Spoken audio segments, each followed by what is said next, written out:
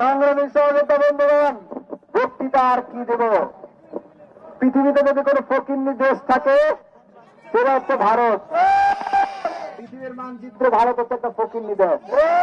ওরা যেই পাতে খায় সেই পাতেই। সহযোগিতা বন্ধুগণ, আমি পরিসংখ্যান দেখছিলাম। ভারতের বাজেট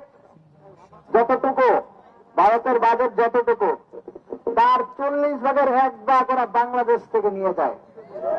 প্রায় 1,20,000 কোটি টাকা ওরা প্রতি বছর বাংলাদেশ থেকে নিয়ে যায়। তার মানে কি আমরা যদি এটা বন্ধ করে দেই তাহলে ভারত না খেয়ে মারা যাবে।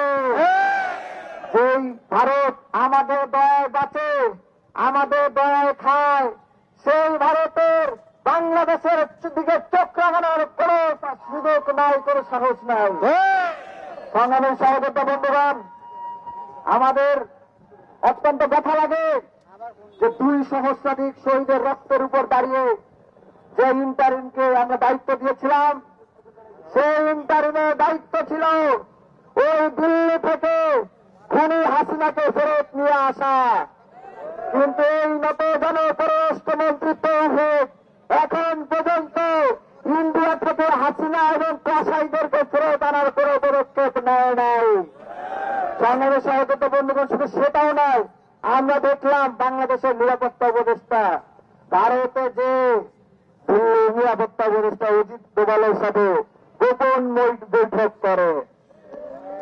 এটা জুলাইয়ের শহীদদের সাথে সুস্পষ্ট গাদ্দারি ছাড়া আর কিছুই নয়। আমরা তৌহিদের কাছে জবাব চাই, এখন পর্যন্ত ভারত থেকে কসাইদেরকে ফিরিয়ে আনার ব্যাপারে আপনি কোনো পদক্ষেপ নিলেন না কেন, আমরা সেটা জানতে চাই। আপনি যদি ধরেই নেন যে ভারতের দাবিদারি করবেন, তাহলে প্রকাশ্যে ঘোষণা দিন, আমরাও দেখবো যে আপনার কতটুকু জোর আছেন, আমাদের কতটুকু জোর আছে। সংগ্রামী সহযোদ্ধা বন্ধুগণ, কথা ছিল এই জুলাই বিপ্লবের ভিত্তি স্থাপন হয়েছিল শহীদ আবরার শাহাদাতের মাধ্যমে।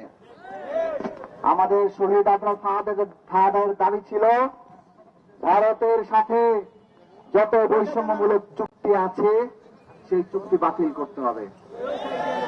কিন্তু অত্যন্ত দুঃখজনক হলেও সত্য, 5 আগস্টের পরে এই ইন্টারিম গভর্নমেন্ট একটা বৈষম্যমূলক চুক্তিও বাতিল দেওয়ার কোন উদ্যোগ নেয় নাই।